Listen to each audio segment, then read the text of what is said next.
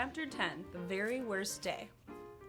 That Monday was an unsqueakably difficult day, more difficult than any day we had last year in room 26. First, Thomas said that he'd seen a wolf while he was walking to school, but Mrs. Brisbane got him to admit it might have been a big dog. Mrs. Brisbane reminded him not to exaggerate. Worse yet, Phoebe had forgotten her spelling homework and burst into tears, which made me feel sad.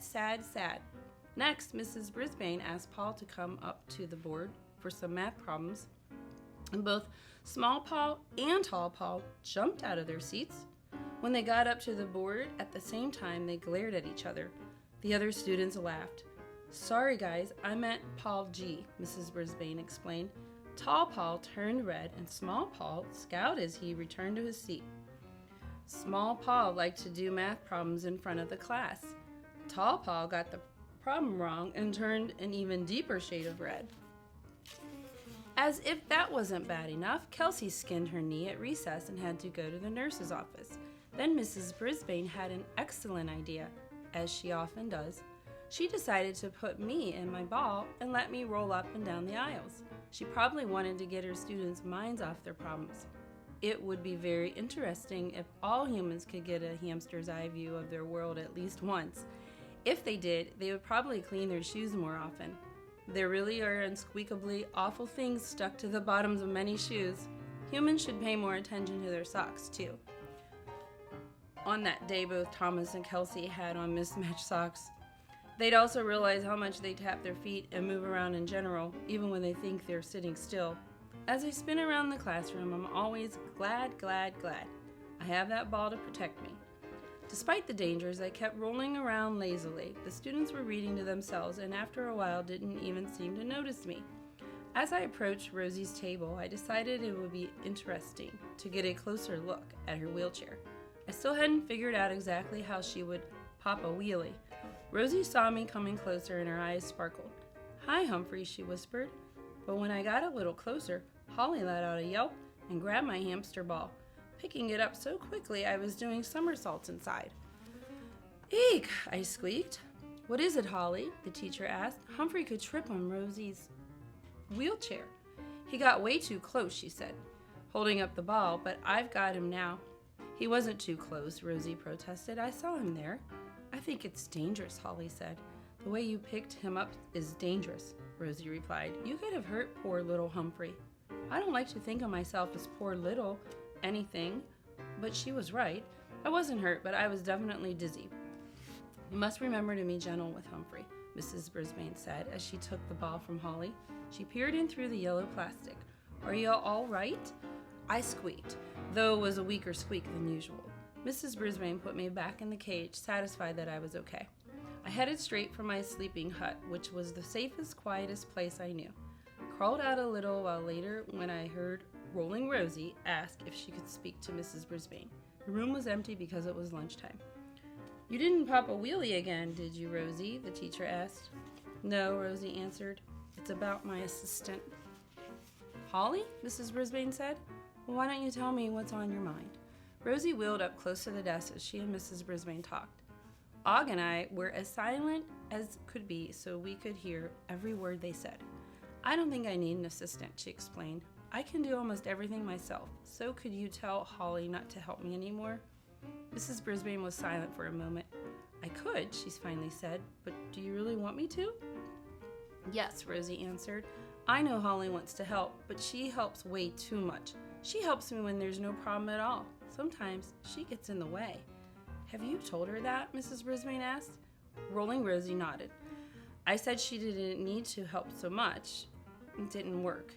Again, Mrs. Brisbane was silent for a while. "I could see you don't need much help, Rosie, but maybe Holly does," she finally said. "Holly?" Rosie sounded really surprised. "She likes to help," Mrs. Brisbane explained. "I think she'd be pretty upset if I said you didn't need her anymore." "Maybe she could help someone else," Rosie suggested. "Let's give her one more chance, Rosie," Mrs. Brisbane said. "I'll have a word with her and see if things improve, okay?" Good old Mrs. Brisbane. She really knew how to handle students. "Now we'd better eat. I'm going down to the lunchroom too," she said. As I headed out of the classroom, I couldn't wait to talk to Og. Were you listening, Og? I asked my neighbor, Helpful Holly will be upset if she gets fired. I knew that because I'd be unspeakably upset if I got fired from my job as a classroom hamster. Boing, boing, boing, Og agreed, splashing in his water. I thought the day would never end, but at last the afternoon bell rang. As the students gathered up their backpacks, Mrs. Brisbane took a sheet of orange paper and approached Phoebe. Phoebe, I have an idea to help you remember your homework, she said. Each day we'll put a big colorful reminder in your backpack so you won't miss it. What do you think? Okay, Phoebe said. I've written your homework assignment on it. All you have to remember is to bring it back, Mrs. Brisbane continued. Phoebe nodded. I will, she promised. You could do it, Phoebe, I squeaked, and then I hopped on my wheel and started spinning as fast as I could. I think she was smiling when she left the room. The day took a turn for the better after school when some of my old friends from last year came back to room 26. There was Raise Your Hand Heidi Hopper and her best friend Stop Giggling Gail Morgenstern, along with Repeat It Please Richie Rinaldi. I was spinning on my wheel when they came in and I was so glad to see them. I stopped suddenly and almost tumbled off. Please don't make sudden stops when you're spinning on a wheel. Hi, hi, hi, I squeaked. I'm not sure they could hear me over the loud splashing sounds Og was making. Humphrey, my favorite hamster, Heidi said as she rushed up to my cage. Gail giggled. Og, my favorite frog, she said as she hurried to my friend's tank. And you're my favorite teacher, Richie told Mrs. Brisbane. Thank you, Richie, she replied, but you have to give Miss Becker a chance. She's an excellent teacher. I know, Richie said, but she doesn't have any classroom pets. Heidi leaned in close to my cage. I'm doing pretty well raising my hand this year, Humphrey, she told me. That was unspeakably good news. Mrs. Brisbane and I had worked hard to help her end her bad habit. Boing, boing, Og twanged, sending Gail into peals of laughter.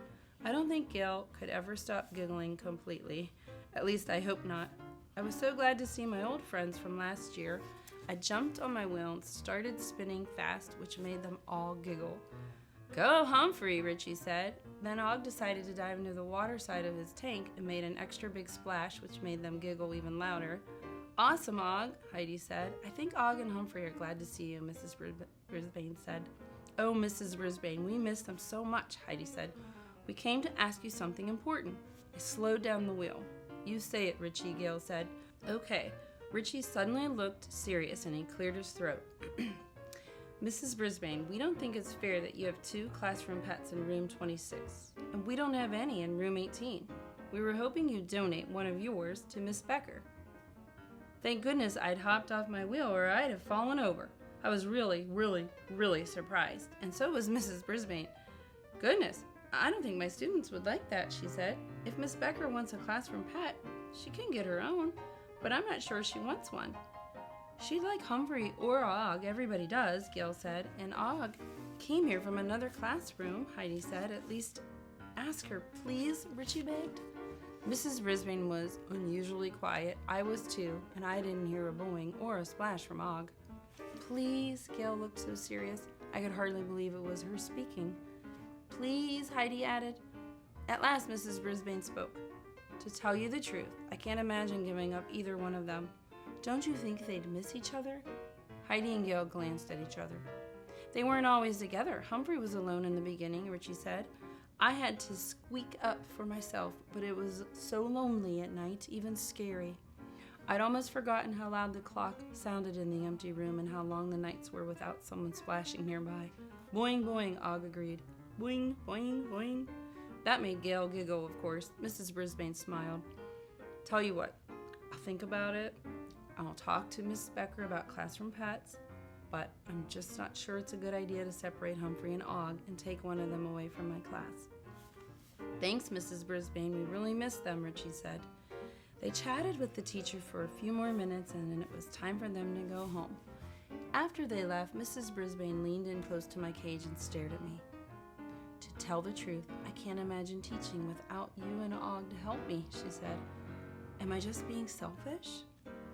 No, no, no, I squeaked at the top of my tiny lungs. Mrs. Brisbane chuckled. I don't think Arlene Becker wants my classroom pet. Not even you, she said, so don't worry. Thanks, I squeaked. I won't. But I did. I worried and worried and worried some more. And even though